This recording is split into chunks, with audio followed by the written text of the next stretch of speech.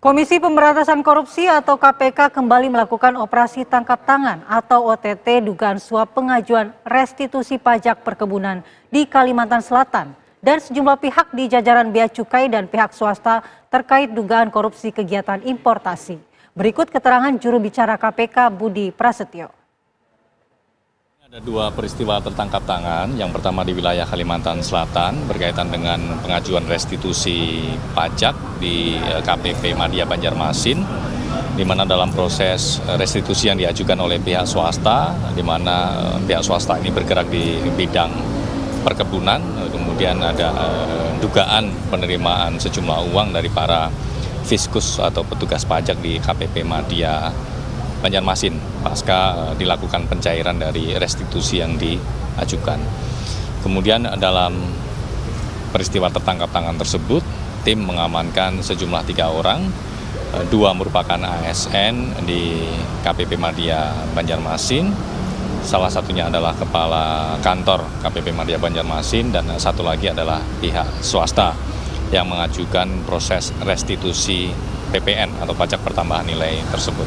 Karena selain pihak-pihak yang diamankan di Kalimantan Selatan berkaitan dengan perkara restitusi pajak ya, kemudian KPK juga hari ini mengamankan sejumlah pihak dari Bea Cukai dan juga pihak swasta dalam dugaan tindak pidana korupsi berkaitan dengan kegiatan importasi, ya, di mana dalam dua kegiatan itu juga KPK mengamankan sejumlah barang bukti yang kemudian nanti mendukung untuk Menteri Keuangan Purbaya Yudisadewa menanggapi OTT KPK kepada pejabat pajak di Banjarmasin dan Bea Cukai di Jakarta. Purbaya mempersilahkan KPK melanjutkan proses hukum dan tidak akan melakukan intervensi.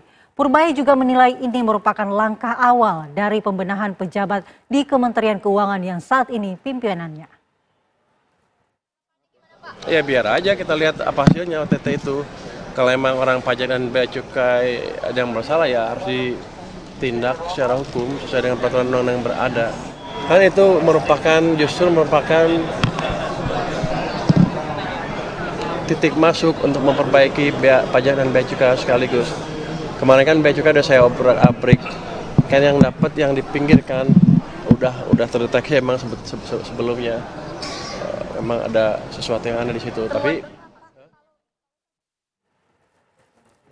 Dan untuk mengetahui perkembangan terkini terkait OTT KPK kepada pejabat pajak di Banjarmasin dan Bea Cukai di Jakarta, kita akan bergabung bersama reporter TV One Leo Sibarani yang saat ini berada di gedung KPK Jakarta. Selamat pagi Leo, ada berapa total pejabat yang diamankan KPK dalam OTT kali ini?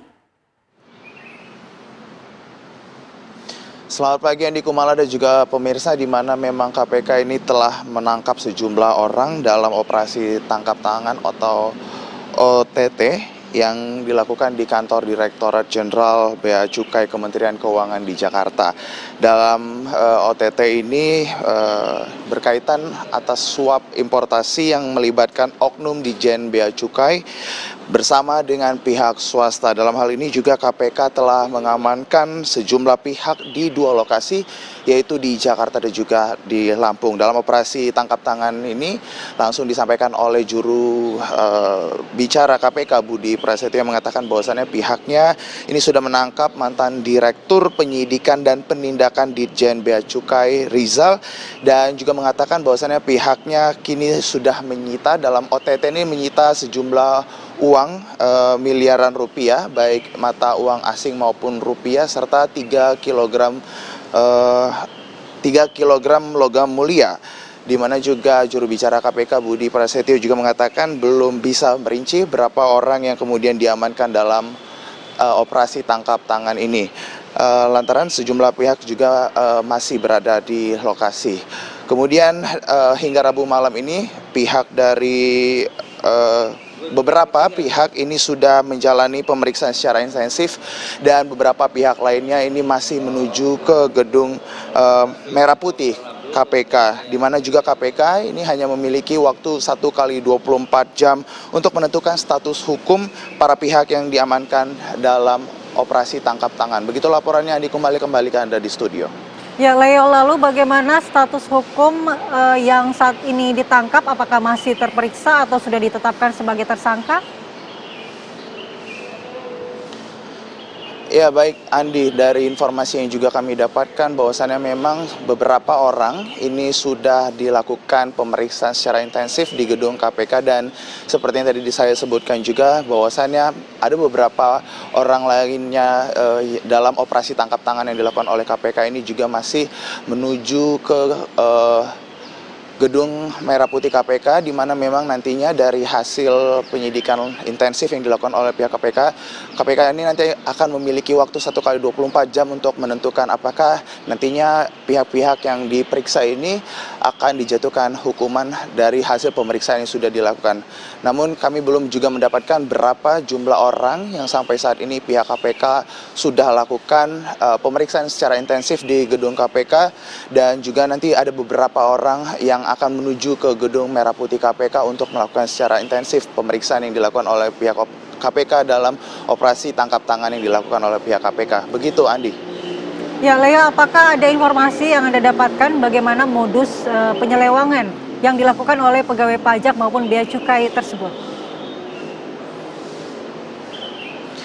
Baik, dari informasi yang kami dapatkan dari juru bicara KPK Budi Prasetyo yang mengatakan bahwasannya memang terkait dengan modus dan tindak lanjut dari pihak Ditjen Keuangan yang dengan pihak-pihak terkait yaitu pihak swasta dalam operasi ataupun adanya penyalahgunaan. Memang kami belum mendapatkan terkait dengan modus tersebut, namun juga pihak juru bicara KPK ini mengatakan bahwasannya pihaknya ini masih terus melakukan penyidikan secara intensif ke beberapa yang memang dilakukan pemeriksaan lebih lanjut di gedung KPK, dan nantinya juga hasil dari pemeriksaan selanjutnya untuk pihak-pihak yang memang masih menuju ke KPK ini kami akan terus pantau dari gedung KPK. Begitu, Andi, kembali ke studio. Baik, terima kasih Leo Sibarani, laporan langsung dari gedung KPK Jakarta, dan selamat kembali bertugas.